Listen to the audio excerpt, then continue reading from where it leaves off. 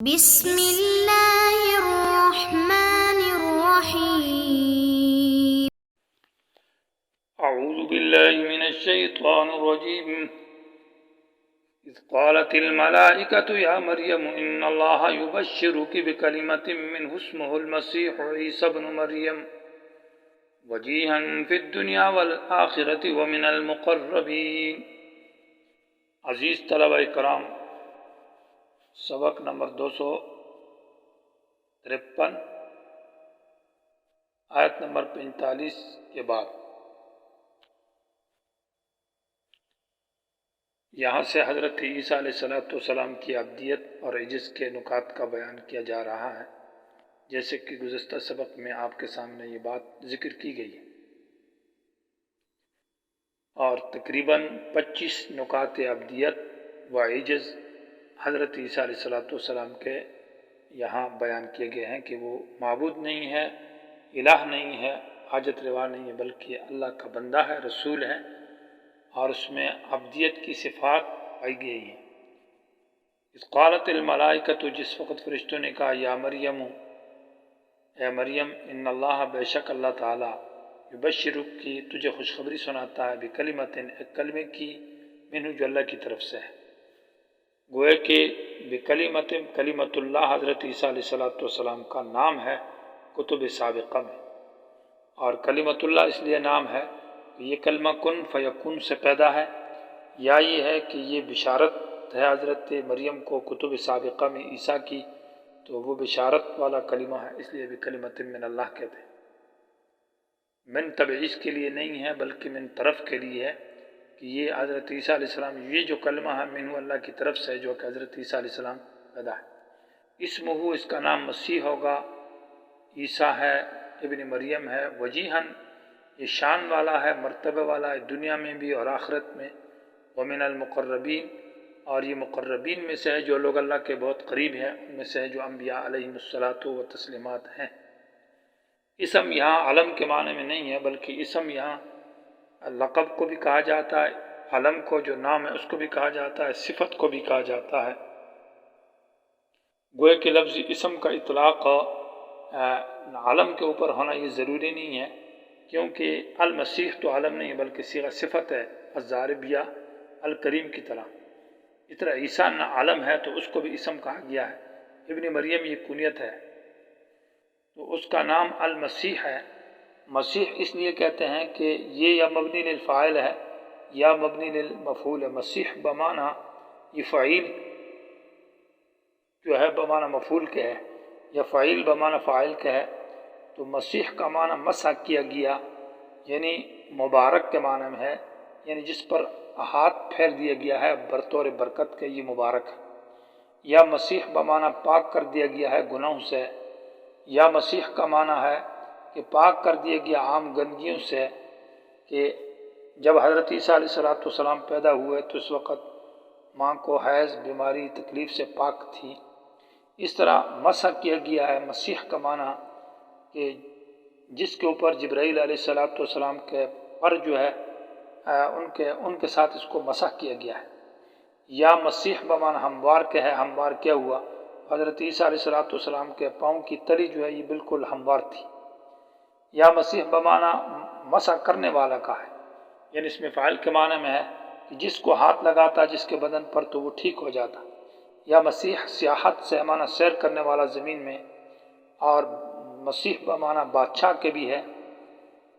تو دجال کو جو مسیح کہا جاتا ہے وہ صرف ممسوح العینین کے معنی میں ہے کہ اس کی ایک آنکھ جو ہے وہ بالکل کانی ہے، مطلب اس پر مسح کیا گیا ہے، وہ بالکل نظر نہیں آتی، نیچے دبی ہوئی ہے، اس کا یہ معنی ہے۔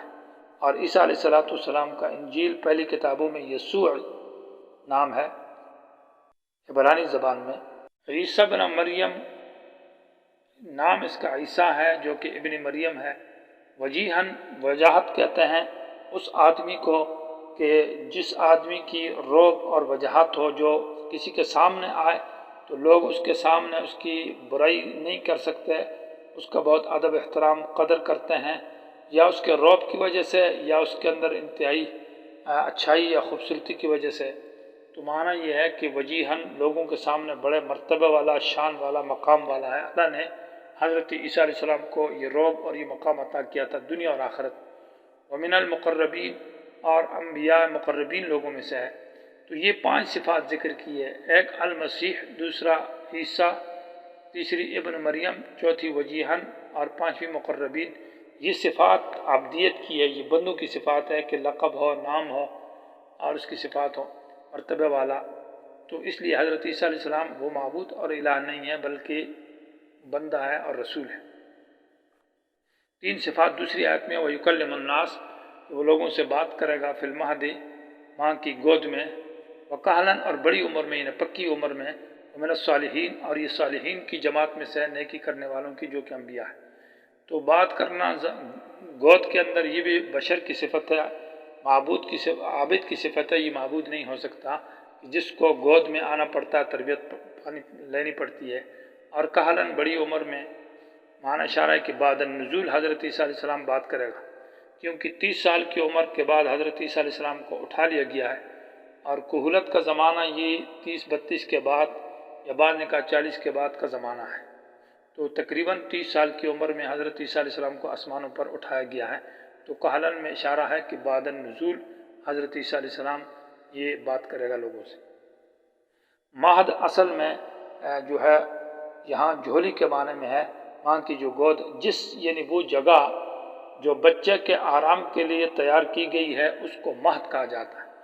اور وہ سورہ مریم کے اندر بھی ہے کہ وہ حضرت مریم کی گود ہے، جو وہ جگہ مراد ہے۔ بعد میں جو دوسرے معنی یہاں پر لیا ہے کہ وہ گہوارہ یا وہ دلہن کے رکھنے کی جگہ، وہ صحیح نہیں ہے۔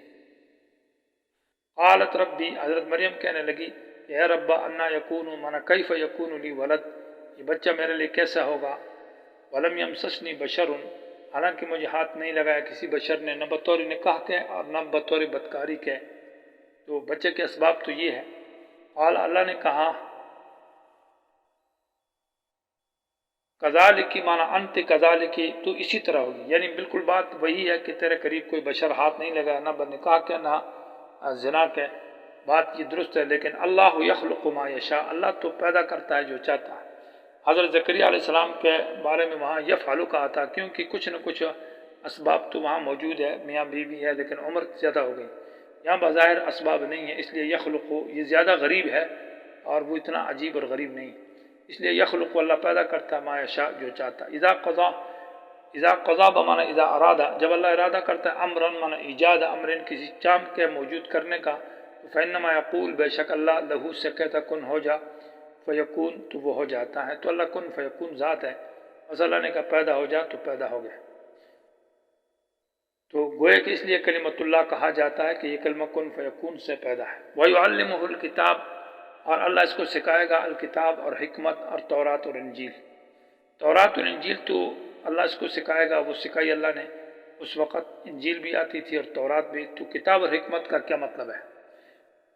بعض مفسرین نے کہا کتاب سے مراد خط، حضرت عیسیٰ علیہ السلام جو ہے نا وہ خط لکھتے تھے اور خط ان کو اللہ نے یہ علم دیا تھا۔ اور حکمت سے مراد یہ ہے کہ عام جو کتابیں ہیں، اور فہم اور سمجھ، یعنی دین کے امور کی سمجھ اور شریعت کا فہم جو ہے یہ مراد ہے۔ لیکن یہاں راجح قول وہ یہ ہے، راجح بات ہو کہ الکتاب سے قرآن مراد ہے اور حکمت سے احادیث سنت مراد ہے۔ تو معنی یہ ہوگا کہ وَيُعَلِّمُهُ الْكِتَابَ، اللہ تعالیٰ عیسیٰ علیہ السلام کو کتاب یعنی قرآن بھی سکھائے گا، اور حکمت نبی علیہ السلام کی جو احادیث ہے وہ بھی، اور تورات اور انجیل۔ تورات اور انجیل تو قبل النزول وہ انہوں نے سیکھ لی تھی، لیکن بعد النزول جو ہے وہ کتاب اور حکمت اللہ تعالیٰ حضرت عیسیٰ علیہ السلام کو سکھائیں گے، اور اس کے بعد پھر حضرت عیسیٰ علیہ السلام کتاب اور سنت کے مطابق یہاں لوگوں کو تربیت کریں گے، اور وہ کہ آخری نبی کے دین پر ہوں گے، اور کسی کی تقلید نہیں کریں گے کہ کسی امام کے مذہب پر ہوں گے، ایسا نہیں ہے، بلکہ کتاب اور سنت کے مطابق وہ فیصلے فرمائیں گے۔ وَرَسُولًا،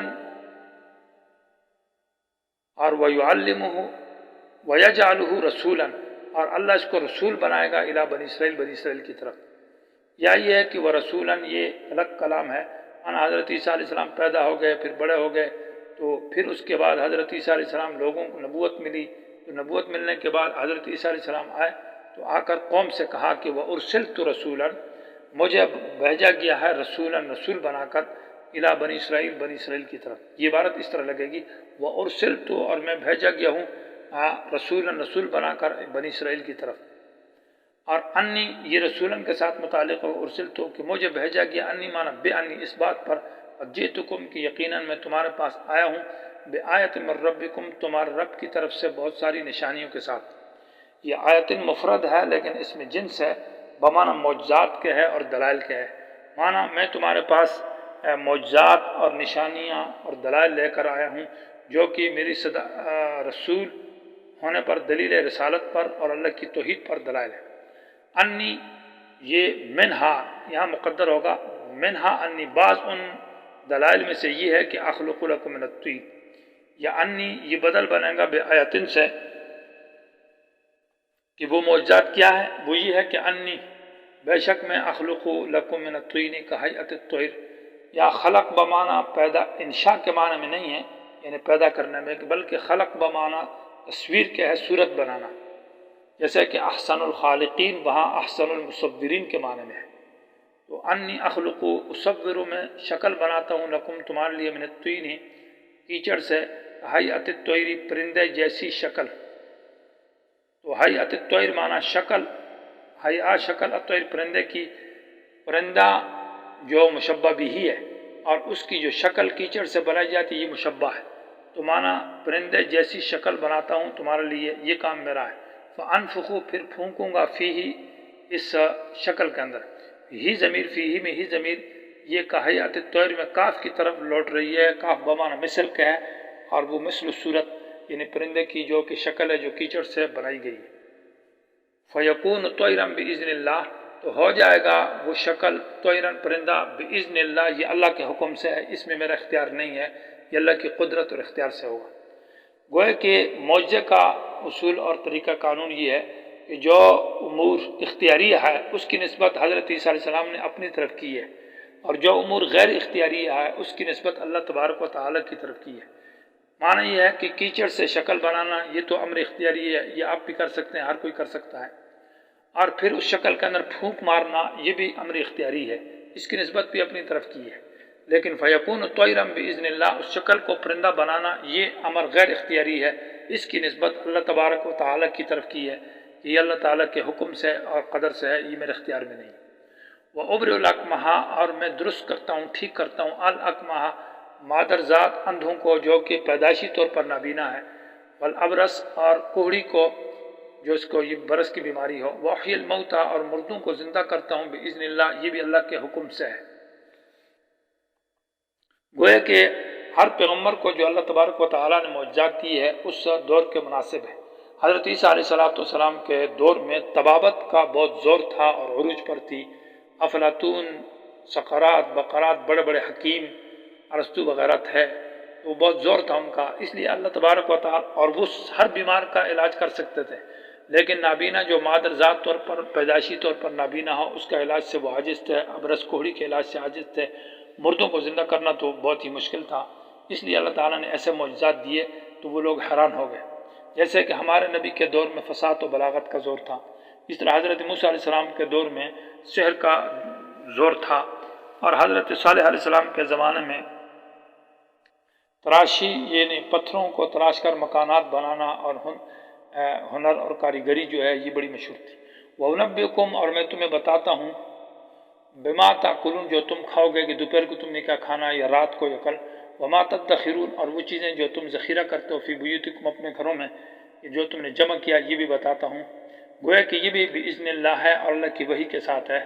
ان فی ذالک ان تمام مذکورہ باتوں کے اندر جو کہ معجزات ذکر ہے، لآیتن دلائل ہیں اور معجزات ہیں، لکم تمہارے لیے، ان کنتم مومنین اگر تم ایمان لانے والے ہو.